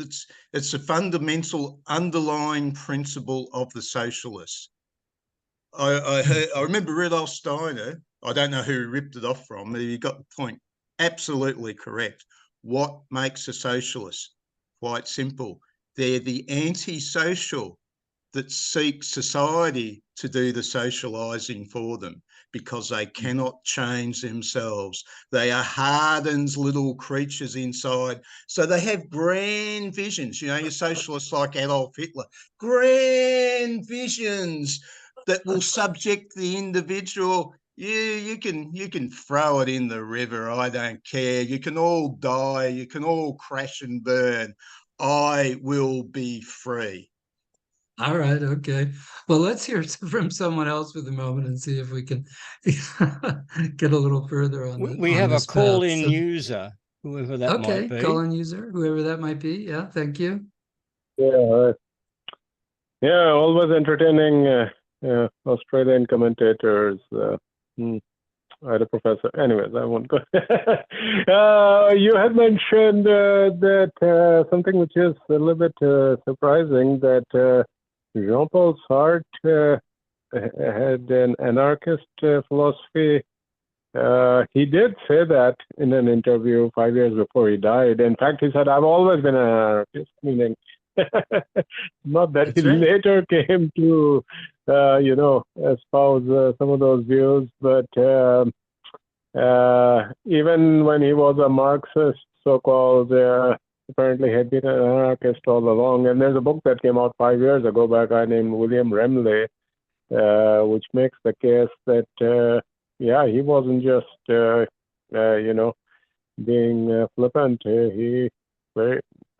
By the kind of test for criteria of anarchism, he could be counted as one. So I'm just curious here, what are your thoughts on that, and how did you come about that assertion? Thanks. Yeah, so that's a very nice question. Thank you. Was Sartre an anarchist all along? I think I wouldn't say that he was necessarily, because there was a long phase in the 50s, and this especially led to the break with Camus, where he attempted to reconcile existentialism and Marxism. The book, The Critique of Dialectical Reason, is especially an attempt to do that. So I would say he probably had anarchistic tendencies in his thinking all along, but he attempted to, what should I say, moderate them in terms of a Marxist sort of worldview. And when the project of the Critique of Dialectical Reason didn't quite work, and in the 60s, especially towards 1968, when anarchism came to seem more and more necessary, he eventually became more and more explicit as an anarchist. So I would say there were these tendencies towards anarchism in his work all along, but then they gradually came to the fore, especially in 68. And it's interesting to think about 1968. Many of us may remember that. It was quite a turning point in world history, I would say. So, but that could be a topic for another day, really. Mm-hmm. In any case, did I address your question there? Yeah. Although, just parenthetically, there's also a new book that's come out by Terry Pinkard, in which he on Sartre, and he is ambivalent about the claim, which is just, kind of conventional wisdom, that Sartre was trying to marry Marxism with his, earlier existentialism. Anyways, that book makes the claim that, he may not have been that interested in that question. Good. Thank you for mentioning Terry Pinkard. He's an important figure in the Hegel reception industry too. Thank you. Tash, you had a question. Going a little bit backwards to the previous thing, you were talking about Hegel as a teleologist, that becomes an anti-teleologist. It just like it seems to be going somewhere forgotten, and then it's and then we're rebuilding up. So there's sort of almost like that, as you were saying, that deconstruction. But I just wanted to bring in an idea how you could relate like chaos theory and complexity theory to this, because this breaking down and bifurcation and this seeming chaos of things breaking down, entropy is like the nature of change. But, you know, with complexity theory, isn't that what builds upon, does it, even knowing it says it sort of restarts, is something captured within that and actually builds complexity within the system? Yeah, so I wouldn't say, I mean, I've actually had students who've tried to map Hegel, like our friend, the IT guy from earlier. I've had students who tried to map Hegel's writing onto complexity theory and onto various theories of self-sustaining complexity and so on. The problem with that is that for Hegel, as for Derrida, and for many of these figures, there's always something left over. Derrida calls it the residue. So as much as it may look like circles within circles, and it may look like for Hegel these circles are completed, they're never fully completed. They're always forgotten, pushed aside, and you always have to start again. Something is retained, but it's not, I'm an IT guy now, okay, but it's not necessarily completely retained or remembered. So this is what Derrida calls the supplement. And if you think about it, you know, you can easily think of examples where this kind of notion might work, right? Like, for example, in 1989, so long ago now, you know, with what the apparent, quote, collapse of communism, end quote, it looked like, quote, the end of history, end quote, was near, and, you know, capitalism was victorious, and all that was left was to give people a vacation house. This was the argument of Francis Fukuyama. But there was always something left, right? There was something left from communism, something left from the cultural history of those states, something left with the capitalism of the time, from the capitalism at the time. So, you know, I think the point is, if you take a fully historical, situated, existential kind of view of developments over time, you will see that while there may be circular repetitions and there may be, you know, the appearance of the completeness of a cycle, there's always something left over. There's always something undecided. There's always something, some remnant. And complexity theory attempts to fit that into complexity, but I'm not sure that actually explains it. I think even within complexity, there's something left over that may not be so complex after all. You see what I mean? Because the like the whole from what I understand, there's like in this seeming sense of everything breaking down in chaos, there's some overarching order, and if there's something that's if the system is itself sort of enriching by existing on the edge of chaos, isn't that like a structure in itself and maybe undermining?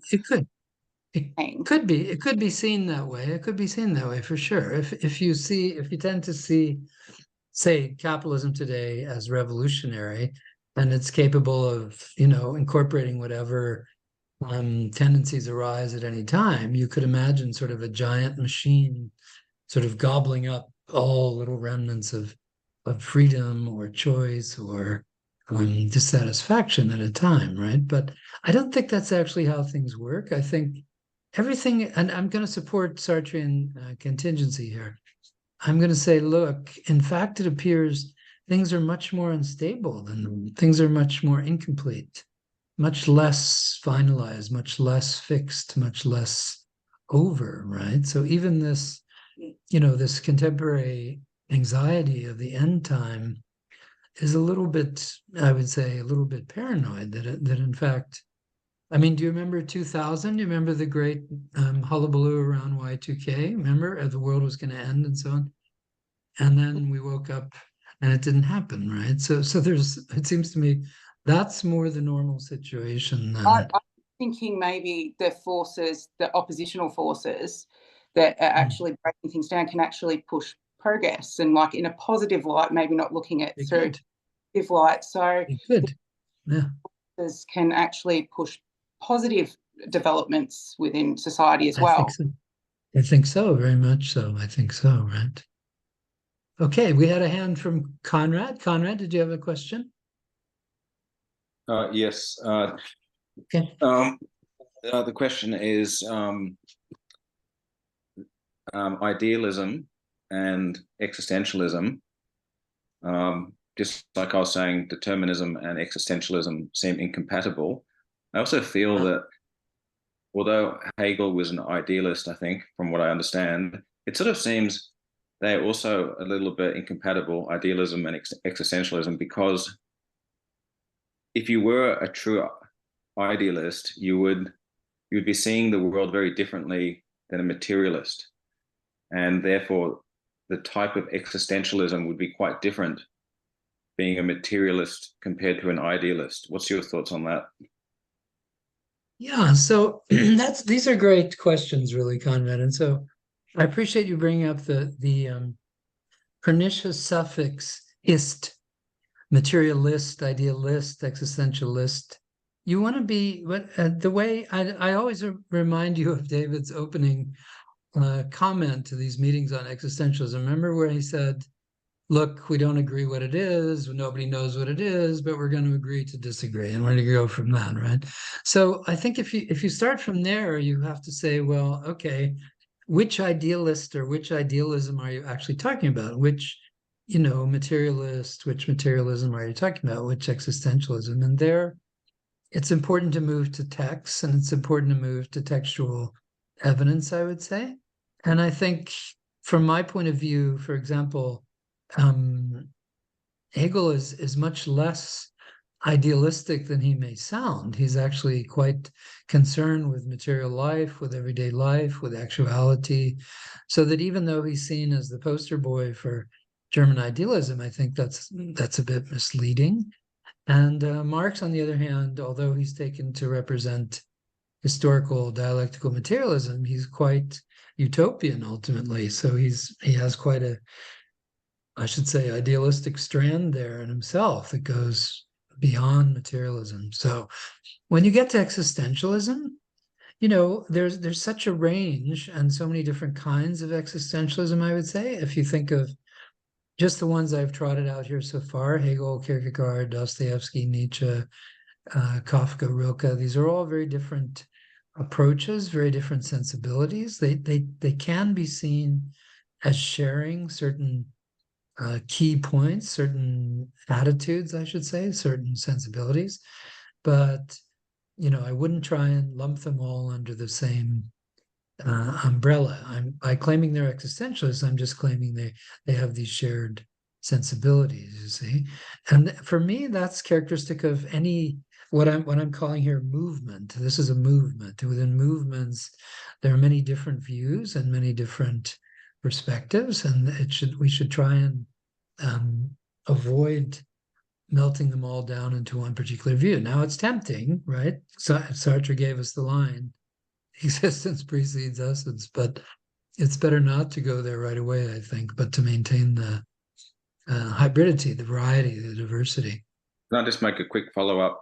Like, for example, sure. Berkeley, he denied the existence of a material world, so that would be like the extreme end of idealism, and that's where it seems to be incompatible with like a Nietzschean existentialist philosophy, where he's actually believing in this real world.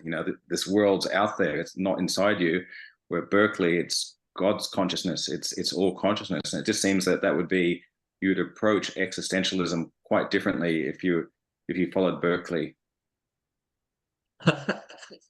That's a good point for sure, Conrad. If you actually followed Berkeley, it would be hard to see how existentialism would unfold, Okay, James, you had another question. Yeah, regarding Hegel, isn't Hegel's view of something of an organic, organic perspective?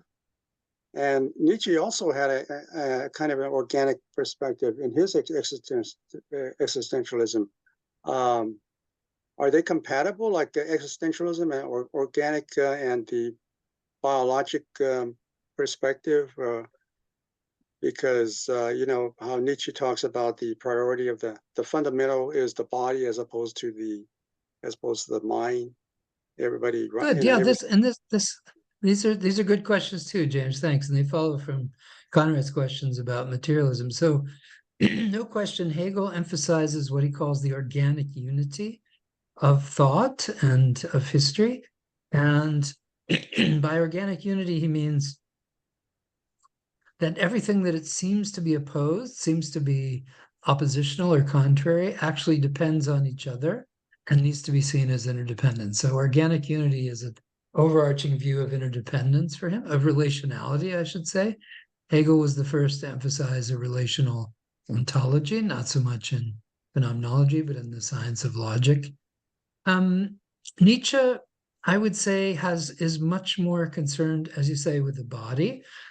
Hegel isn't especially concerned with the body. He mentions embodiment, but the body is, I should say, more important for him on the way to the mind. He was more concerned with consciousness than with states of embodiment. Whereas for Nietzsche, the body is determining. So remember, Nietzsche writes after Marx. Marx says being determines consciousness, and Nietzsche seems to take that a little more seriously. What's interesting there is to try to locate Darwin and what I'll call British organicism or evolutionary theory in relation to Hegel and Nietzsche. Hegel describes a view of the mind that I believe Darwin finds in the physical world. So when Darwin came out with his book, The Origin of the Species, many Germans said, well, Hegel already did that, but it was just in terms of the mind. The view in Darwin, I think, if you read Origin of the Species, is about adaptation. It's not so much about survival of the fittest or the strongest will win or, you know, reaching the struggle to gain power over each other. It's about how well different species adapt. And it's adaptability that I think Darwin emphasizes above all. And I think Nietzsche, you know, he's not that keen on adaptability, I would say.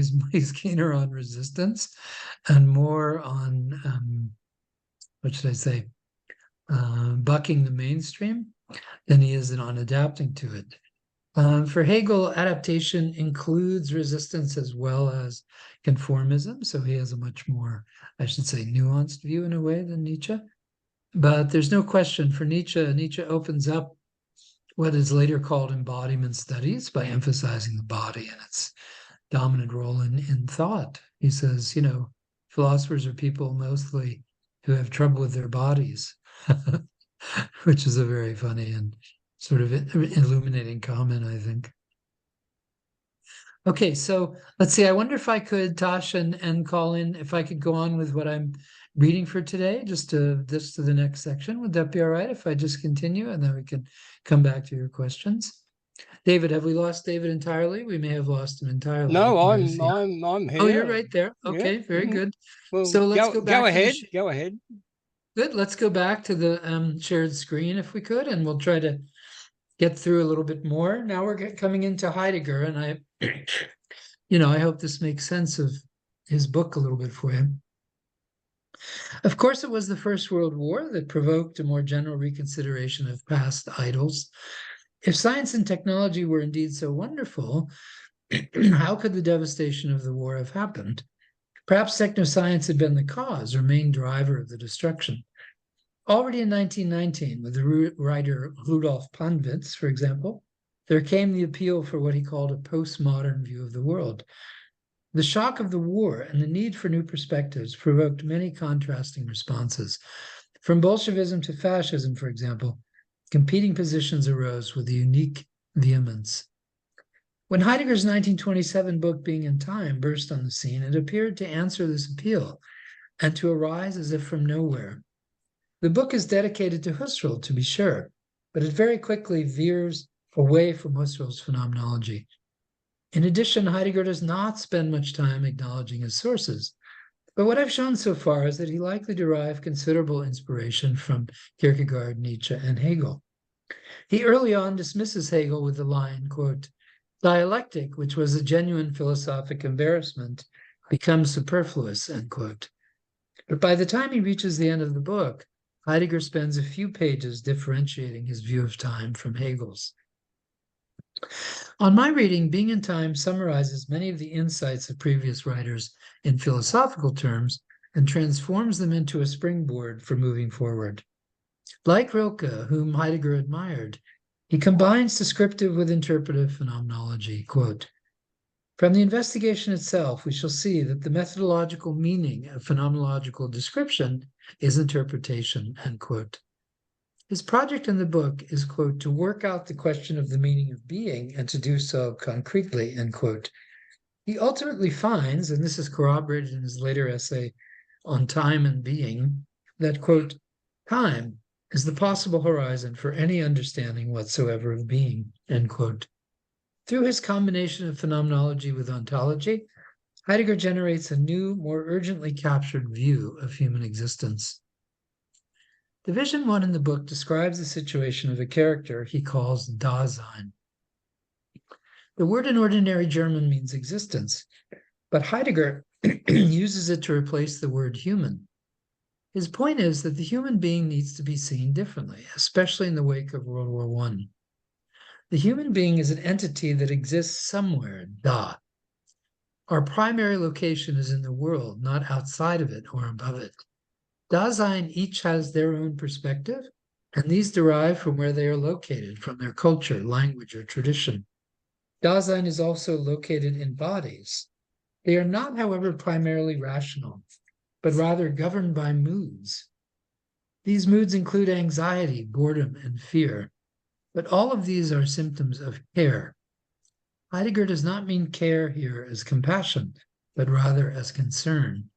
Dasein is an embodied, situated entity driven by moods and concerned about their own existence. Division 2 elaborates Heidegger's understanding of time and the importance of death. Once Dasein faces its own finitude, it makes a choice about a more authentic or inauthentic relation to itself. The inauthentic relation to oneself would be to conform to the pressures from others. An authentic relation would be to resist the demands of others and to embrace the possibilities built into one's own moments in time. Heidegger's response to human contingency is that it opens up possibilities which need to be recognized and acted upon. It is important, I believe, to acknowledge the political questions that Heidegger's and Nietzsche's arguments raise. If there are no fixed moral guidelines, no firm basis to decide right and wrong, then which ethical or political positions follow? Heidegger became a Nazi, and Nietzsche's ideas were used by the Nazi Party. But I do not think that their ideas necessarily led them to proto-Nazi positions. Heidegger emphasized possibilities above all. He made the terrible decision that the main political possibility for him was to support the Nazi Party, but he could have decided otherwise. In the case of Nietzsche, he was not at all a follower of any group. He would have resisted the herd mentality of totalitarianism in any form. I am not whitewashing these two, only pointing out the political ambiguities in their positions. It was these ambiguities that Jean-Paul Sartre, Albert Camus, Simone de Beauvoir, Maurice Merleau-Ponty, and Frantz Fanon sought to correct. The movement I have been tracing from Hegel to Heidegger reached its cultural zenith with all of these writers in France in the 1930s and 40s. Sartre was most known for his literary works, Nausea, The Wall, and No Exit, until he published his philosophical treatise, Being and Nothingness. Throughout his work, it was the idea of contingency that drove his analyses, from being to existence to existential psychoanalysis. Camus wrote important novels and essays such as The Stranger, The Myths of Sisyphus, and The Rebel.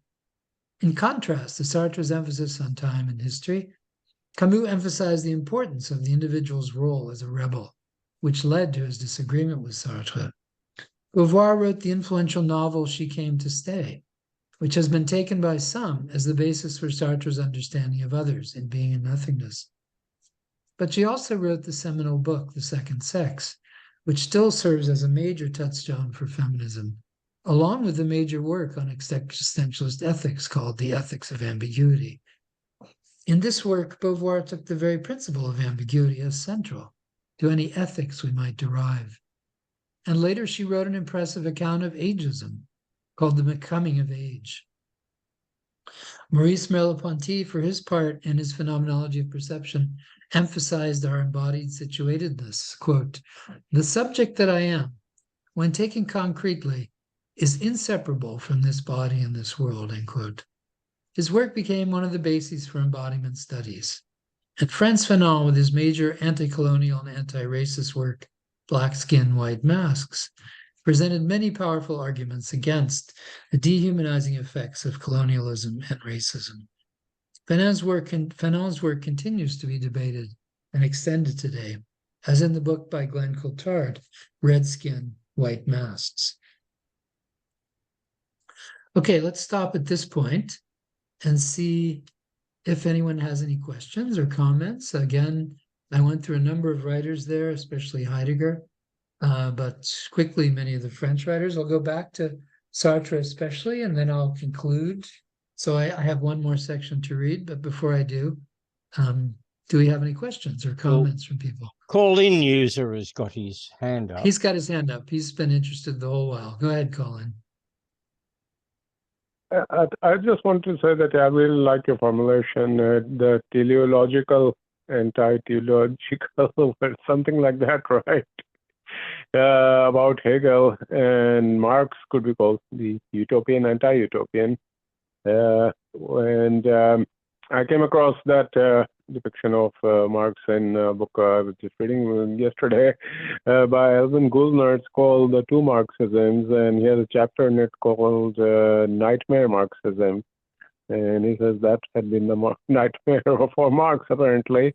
And that, his ideas were basically as utopian as those of the, despised utopians who came before him. But my real question was, is it like, when I've tried to read Hegel, I mean, he just comes across as like somebody who is very highly influenced by these medieval mystics like Jakob Boehme, Meister Eckhart, Nicholas of Cusa, and these people are so foreign to the modern, way of thinking and relating to the world that if people are, not steeped in those ways of looking at the world, they could be taken in by what appears to them to be great originality in Hegel. And he is very vociferous in denying being a mystic. Or he was until he got a nice, secure academic job. But then he said, oh, yeah, these were good people. So, I mean, he just doesn't come across as like, somebody who stands comparison with somebody like Darwin, or God forbid, some, later, people with a background in the even, more rigorous sciences like physics. He just seems like, So a lot depends on how, first of all, quite a bit depends, as I've said, on which text you read by him. But if we stay with the phenomenology for the moment, it's important to see what he's actually claiming there. And what he's claiming is something really quite astonishing. He's claiming that concepts contain within themselves the seeds of new conceptuality. So essentially, the concepts breed concepts. In a sense, he's saying concepts think for themselves. And what this means simply is that every concept has within it its opposite, and that this tension within the concept itself will necessarily yield a new concept, will provoke something else, some third thing, for example, right? And so if you follow him as making an argument about concepts and conceptualization, he doesn't sound quite as far-fetched as he might, right? So the first phase, as I was saying about consciousness, he has consciousness emerging in three phases. The next on self-consciousness, that emerges in three phases too. And in each phase is governed by certain concepts, certain conceptualizations, right? So I wouldn't say that he's nearly as mystical as Boehme or Meister Eckhart. There is a Spinozistic tendency in him, I would say, that tends to see this movement of concepts as a kind of organic unity. But in my view, he more emphasizes the role of negation, the restlessness of the negative, than the harmony of the oneness, the harmony of the unity, right? I think a great way to sort of warm up for reading the Phenomenology of Spirit is to read Plato's dialogue on Parmenides. And that, I think he's basically, redoing the dialectical struggles of the Platonic dialogue there, at least in part. Not in any mystical way, but in a straightforward sort of here's how to do philosophy way.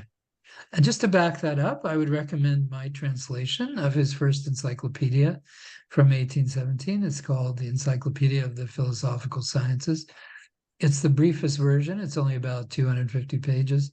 And there he literally takes you through concepts very explicitly, very briefly, showing how each concept arises from the other. So it's sort of a handbook for thinking in conceptual terms. And I can recommend that as a sort of clarification of the phenomenology.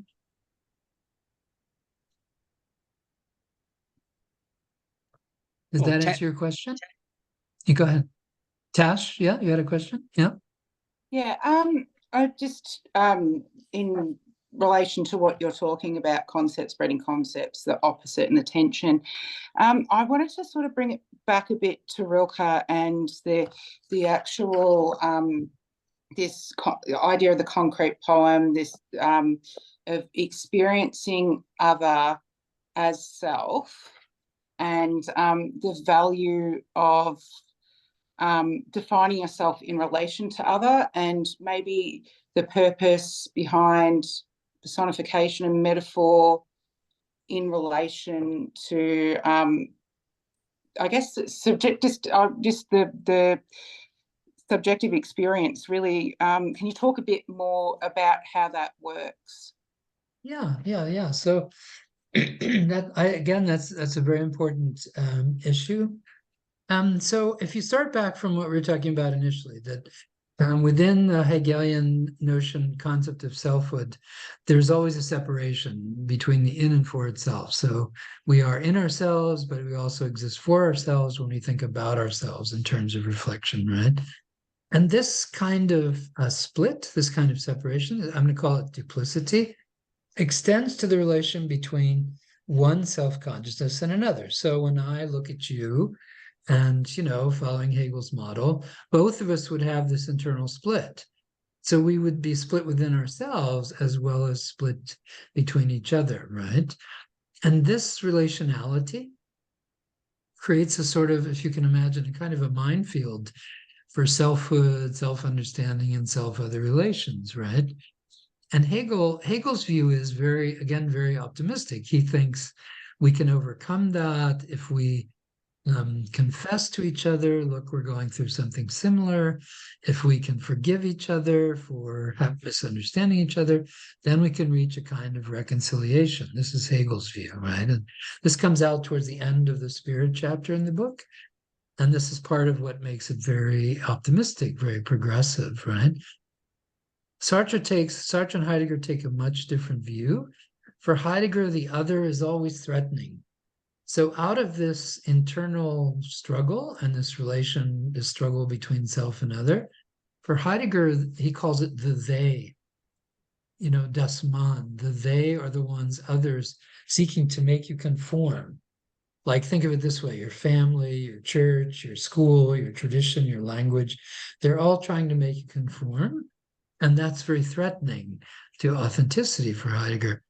For Sartre is, amusingly or not, even more paranoid. He thinks at points in being nothing and being a nothingness, he says, the other is stealing my being just by crossing the park away from me. They're taking away from me. And in one of his plays, No Exit, he comes up with the line, hell is other people. So you see, these people have, from Hegel's more optimistic view to Sartre and Heidegger, they have a range of views arising from this sense of the split self and the split between self and others. Beauvoir, for me, is really the most down-to-earth and the most pragmatic in this. She says, look, it's ambiguous. You know, we are ambiguous. We are enigmatic to ourselves. We are enigmatic or ambiguous to each other, and we have to make choices out of that, and we have to try and derive our own meanings out of this ambiguity. Hence, we have this ethics of ambiguity she talks about, right? Which I think is very, very illuminating. It's not very comforting, but it's very illuminating because it shows you have a range of possibilities in your relations to yourself and others, right? Does that kind of speak? Yeah, that makes sense. And I was thinking about the notion of actually how we work as human beings, our brains through mirror neuron and empathy, and like when we're very young, how we actually take on other, because that's we learn through socialization, and I think like how we sync up to other people in general, and take on other as a part of self, because in that mirroring, and that helps, it's sort of an unconscious process. So maybe that goes underneath their level of like maybe ego development of the self that develops later, this self-awareness and this separateness, but on some unconscious level at the same time, you're actually regulating off other people and the processes that you're quite unaware of anyway. So maybe we're always defining ourselves in relation to others on that level. Yeah, that's for sure. That's what all of these thinkers would say. Now, whether they would say it's all working out and we're all conforming gladly and happily, that's another question, right? Because many of these people would say, no, exactly that conformity is what we need to resist, right? We need to be aware of what other people are trying to get us to think, and then try to think for ourselves is against that, right? So that's in other words, it's an important area for thinking about not only child development, but also, you know, adult decision making. How do we make our decisions, and on what basis? Are we doing it, for example, are we buying our car because the neighbors have the same car, or, you know, are we not going to buy a car because we're against cars, right? So there's maybe it becomes important to think about who you're actually around and who you want to be influenced by. That's very good. That's a choice. There we go. And it even goes further, right? Like, which news service do you want to take as the truth, right? Which media outlet do you want to take as believable, right? These are all choices, I think. And these are choices that existentialists would say you have to be aware of and protect, really. You know? Good. Thank you. Okay, James, did you have a question? Yeah, I have a question about Heidegger now. This idea of the authentic self, would that be the Dasein, or is that and then he has these notions of what being and the being with a capital B and so forth. Could you clarify that with Dasein? Let me try and clarify that a little bit. So Heidegger starts off the book saying, look, I'm going to use some weird terminology, and I admit that, but it's because I'm doing something really weird. I'm doing something very original, and I want you all to sort of follow with me. And the first term he introduces is Dasein, which ordinarily in German means existence, but he takes it to mean something like human existence or the human being, right? And his main reason for introducing this term is his view that, and he says this in other works more explicitly, that the phrase the human being is overloaded with connections to body, mind, and spirit, body, mind, and soul. And he wants to get away from those associations and locate the human on a different basis. So as that being who is located, that being who is somewhere, Dasein. Dasein literally means there. Da means there, here or there, and Sein means being. So Dasein is that being who is somewhere, who is there, who is located, okay? And when he makes that shift, he draws our attention to the situatedness of the human. We are always situated somewhere. We are in time, in a location, right? In the world, in some kind of activity. And so he wants to do away with everything transcendental. He doesn't talk about consciousness. You know, he doesn't talk about God. So he's really talking about human beings in the world and their situatedness, right? Now, for him, the biggest problem facing Dasein is the influence of others. He calls that Mitsein. Mit means with, and Sein is being again. So being with. And what he thinks is that the others we are with influence us all the time, just as Tosh was saying, but often in ways that go against our own authentic situation. So we should attempt to figure out for ourselves what our own authentic situation is and attempt to derive a more fitting, more appropriate response to it, right? So Dasein has, you know, is challenged. Dasein is under a lot of pressures, and for Heidegger, the authentic response is much preferable. But he doesn't give you any clear directions beyond saying it has to be what is most appropriate to your time, or it should be what is most appropriate time. He doesn't say go left or go right or go straight. He just says find what's appropriate and do that. And unfortunately for him, or terribly for him, his understanding of his time was that the Nazi way was the way he should follow, and that was completely disastrous and made, in a sense, made a mockery of his whole view. But his view in Being in Time had not yet followed that path, I think, and so was more open than it eventually became. James, did that answer your questions a little bit? Yeah, so that for him, that the authentic Dasein would be more like the readiness in hand as opposed to presence at hand. Yeah, And so the authentic Dasein would be, so presence at hand is one thing, and readiness at hand is another, and those are both always going along together. But readiness at hand is more like a tool, right? Like a hammer, like an instrument, something like this. Whereas being authentic is more a matter of combining presence at hand and readiness at hand, both ontic and ontological dimensions of our being, combining them to address our moment in time. Now, in this way, Heidegger, to come back to the point earlier about the mysticism in Hegel, Heidegger takes advantage of a mystical term that goes back to Meister Eckhart called Augenblick, the blink of an eye, the moment in German. And he says, look, you know, to be authentic, he actually says towards the end of the book, you have to de-presence the moment. That is, you have to take it out of the present time that, you know, you're under some pressure to see it in, and see it as your own most moment in time, not to make it transcendental, but to make it as your own most, a moment of your decision, of your choice, right? So if anything, I would say he can be charged with a certain kind of decisionism, where, you know, you have to make a decision. It's not clear how you're going to do it. You don't have any clear guidelines, but you always have to make choices, as we were saying before, about which way you want to go. Do you want to get up in the morning? Do you want to stay in bed, or what, right? So and the decisions that are most authentic will establish you as an authentic Dasein that is most fitting to your moment in time, right? would that also You can be a see time? go ahead. Also the time of what? Would that also be a time when the being is concealed too, unconcealed?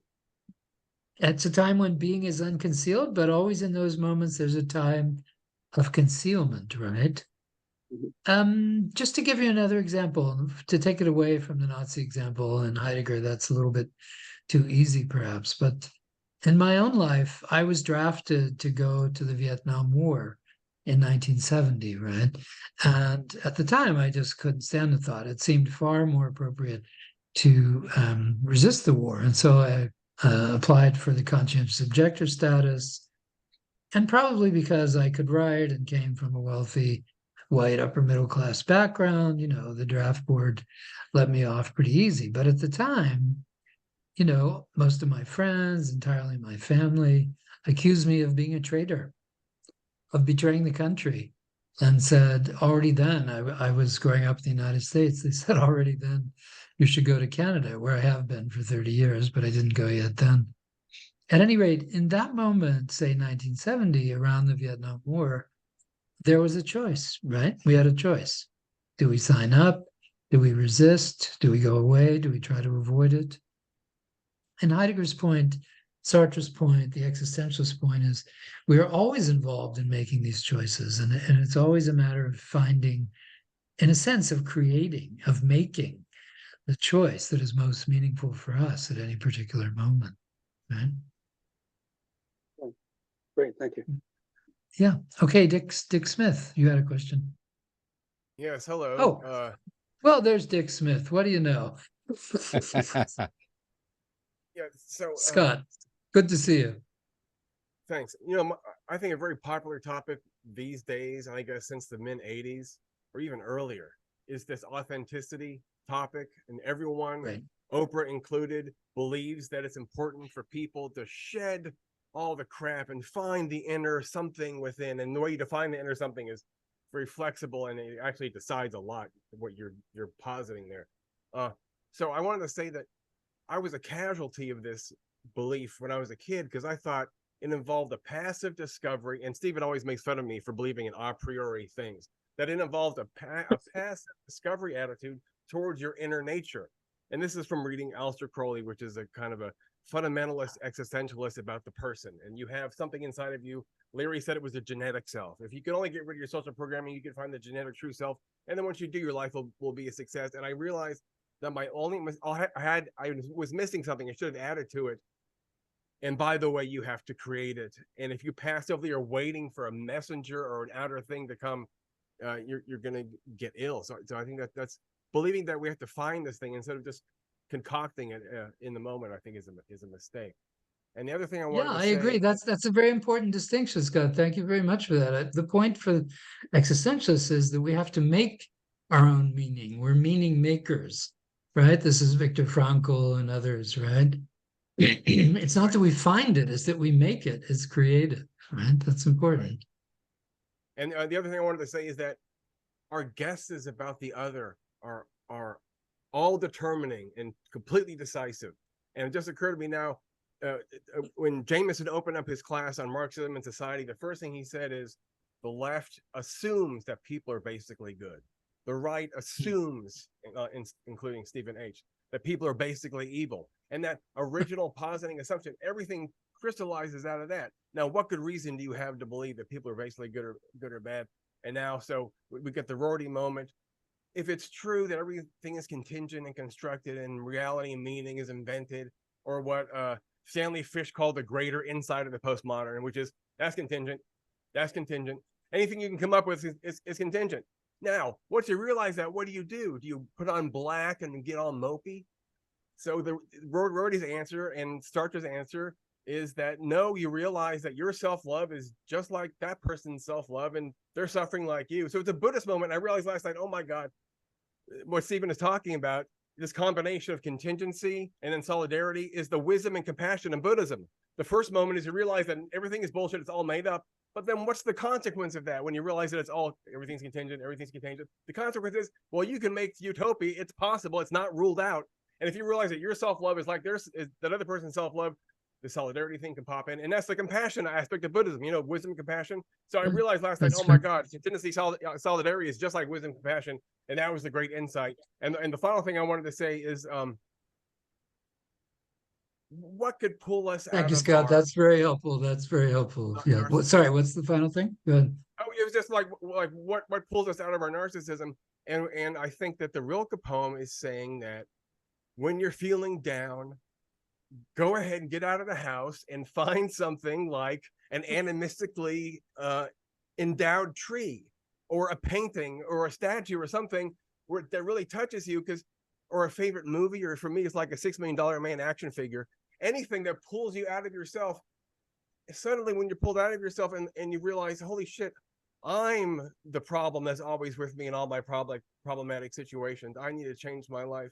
I mean, and people love that, don't they? I mean, even these right-wing Peterson guys are all about self-improvement, aren't they? So it seems to me that the moment is ripe for combining self-help with something like, hey, by the way, the best self-help is like compassionate action. Okay, that's it. Thank you. Okay, thank you very much. That was excellent. Thank you. Yes.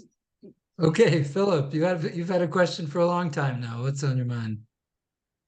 I have this question because I get this from my students, and I'm not too clear on how to answer them.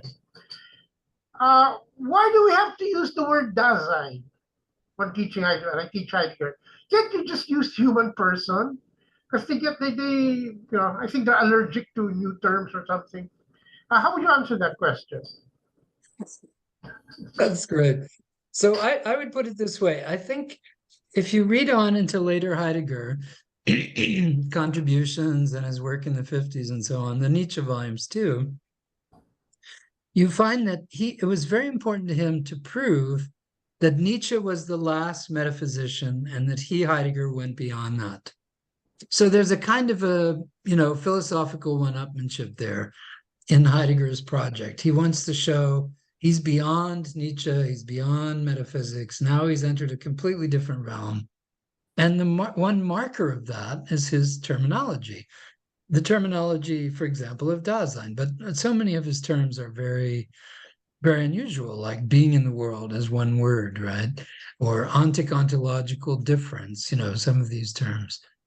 So Dasein, I think, is useful up to a point. If you can, and I've worked with students on this too for a long time, if you can help students to think of Dasein as a different way of marking the human and a different way of identifying humanness, you can help them sort of get over associations with mind, body, and spirit, right? And one reason why I think that's important is his response to Sartre, called the Letter on Humanism. After Sartre's talk on existentialism, Heidegger says, look, we haven't been able to think of the human either high enough or low enough.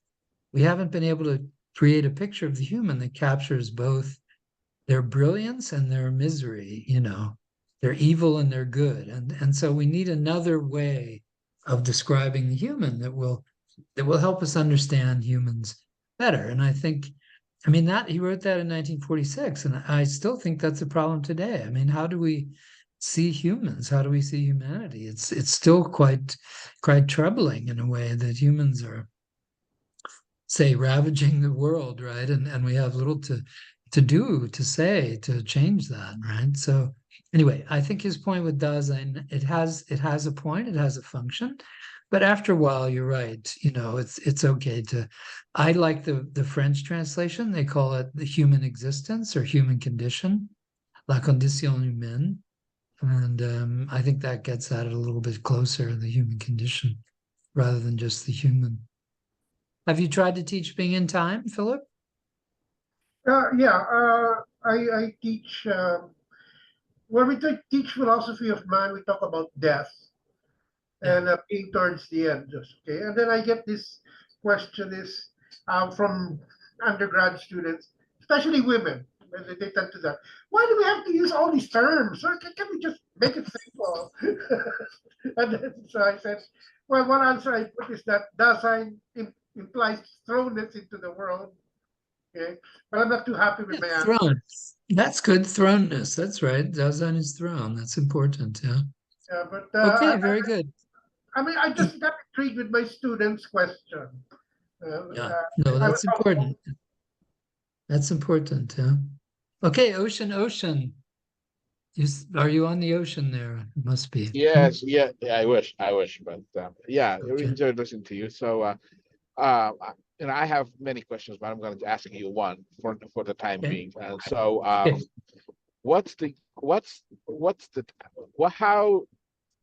do you define authenticity? And can you objectively tell? Can I objectively tell whether I'm speaking to you right now? Am I being authentic or am I being a fake? And if I were authentic guy talking to you right now, or a fake, so if I chose to be authentic instead of being phony or fake, what kind of benefit I'm gonna get existentially? Thanks. Good. Okay, that's good. So the word in Heidegger's terms anyway is Eigentlichkeit, and it contains the little word eigen, which is the same word that Max Stirner used to describe one's own. So Eigentlichkeit means what is most one's own, what is most belonging to one, what is most proper to one in a certain way, right? And Heidegger's point with that, with Eigentlichkeit, with his view of authenticity anyway, is that what is most proper to one, what is most one's own, is especially one's relation to death, one's relation to their own death, because that is what is your own most, your relation to your own death, right? And his idea there is, if you have an authentic relation to your own death, you will see time differently. You will see time as a matter of great urgency, as very brief, terribly ephemeral, fleeting, nothing stable, nothing really reliable, right? So you'll take a very charged view of everyday life, of your encounters with other people, and your understanding of yourself. Now, as soon as I put it to you that way, it sounds like carpe diem, right? Seize the day, and eat, drink, and be merry, for tomorrow you will die. But that's not what he meant. What he meant was, look, with each moment you have choices, with each moment you have possibilities, with each moment you have decisions. Try to keep in mind that each moment offers different possibilities, and that it's up to you to make these decisions, to make these choices, to realize these possibilities, right? So, for example, when you take the example of our conversation, you in our discussion, you made a great effort to make your point clear and to explain what it was you were looking for, and to be understood, I would say, right?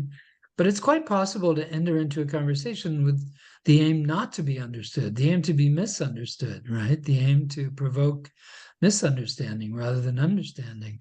And so I think this is what he's getting at, right? Is that you want to think about what is the approach to each moment, each opportunity that is most fitting to you. And if it is in fact to be understood, that's one choice. If it's to be misunderstood, that's another, right? So that's how I'd explain that. Okay, Good for so you though. You're driving somewhere. can you tell That's me? quite impressive. Yeah. Go ahead. Yeah, thank you. But so can you tell whether I'm being authentic right now or I'm being phony? And what might be the reason?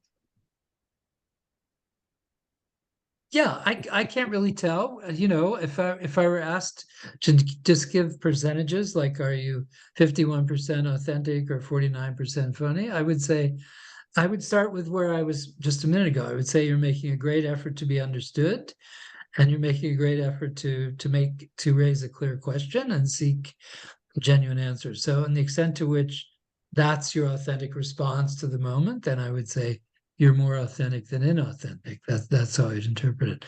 And in fact, that allows me to raise another word that I haven't mentioned yet, and that is hermeneutics.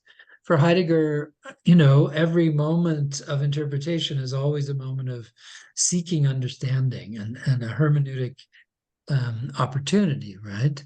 And so authenticity for him involves always hermeneutics, always an attempt at interpretation. And so insofar as I can understand your question and we're reaching an answer, I would say it's relatively authentic. Is it possible that authentically fake? In other words, to me, all the great artists, there are lots of great artists I admire, people like Mozart, Beethoven, Yes. Shakespeare, Yes. and so forth. To me, I can say with confidence, in my mind, they are greatest con artists because they know how to manipulate the hearts and minds of the audience. So they can be incredibly authentically fake, authentically manipulating your audience. So you can call phony and authenticity can coexist. What do you say to that? I think absolutely. And unfortunately now it's already I'm pretty much out of time already, so I'm gonna need to go here pretty soon. But I wanted to give you my example. My paper actually ends with an example of classically fake authenticity, and one that I think we'll all know. So in the extent to which I still have you all online here, I want to call forth the image of the recent movie Barbie. Have you all had a chance to see Barbie? And in honor of Barbie, I'm wearing my pink shirt today. See? So Barbie is a movie, right? That just came out this year. It's grossed over $1 billion, and it's been a huge hit, right, all across the world. And surprisingly, the gist of it is whether Barbie is authentic to herself or not, and whether Ken is authentic to himself or not. And then ultimately at the end, Barbie decides, well, I'm going to be authentic to myself. In other words, she's going to be an authentic doll Barbie now, and Ken is going to be an authentic doll Ken. And so there you get this terribly ironic, in my view, very funny and very sarcastic view of a totally plastic, completely manufactured, toy company driven authenticity, a synthetic authenticity, truly, right? And I think there's no question that you can have both. You can have fake, completely phony, authenticity at the same time. And Barbie is the classic example of that for me. And I think we just had a question on the chat line bringing this up. For me, the Barbie movie raises an even deeper question that underlies the question of authenticity and inauthenticity, and that is, what is real? What is the real in the first place? Is the doll real now? Is the doll more real now than the film? Is the film more real than real life? I mean, and it seems to me, especially as we get into the realm of AI and so on, the question of reality and what is real is just becoming more and more pressing and more urgent, more and more something existentialists would say we have to make choices about, right? The Perky Pat Simulator. Okay. Anyway, thank you so much for your question, Ocean. Now listen, Conrad and Stephen, you both have had a fair bit of airtime. I've only got about 10 minutes left. So let's see if we can make these questions quick, can we? So Conrad, what's going on? Okay, I'll do a quick one, which is authenticity seems to be a big thing in our modern world, striving to do it. You just said that the Dasein was to try and not be a conformist and be authentic. And yet in traditional societies, 10,000 years ago and earlier, people weren't thinking about authenticity. They were part of a community, a tribe, and therefore they were just being authentic without having to try and be authentic. Right, that's right. Hegel has a very nice section on that in Phenomenology of Spirit. He calls it the spirit of ethical life, when everyone fit together according to the governing ethics and everything worked well according to the governing ethics. He says, though, that reason necessarily drives us out of this unanimity, drives us out of this harmony, drives us out of this harmonious existence. It's reason itself that's restless because it negates everything it comes into contact with. It's this power of negation that he's on about there with reason, Okay, so Stephen H., one more question. Here we go. Bringing up, I was going to bring up a vastly different example, but World War I, World War II, the great tragic things. And of course, when the grand plan of the Germans failed at the start of World War I, you would have thought, well, a smart move would be, oh, look, let's go back to base. Tell you what, Allies, we'll give you back Strasbourg and let's forget everything. But not the Germans are just going to keep on going. They're not going to give up. The exercise in futility, World War II, futility. Incredible.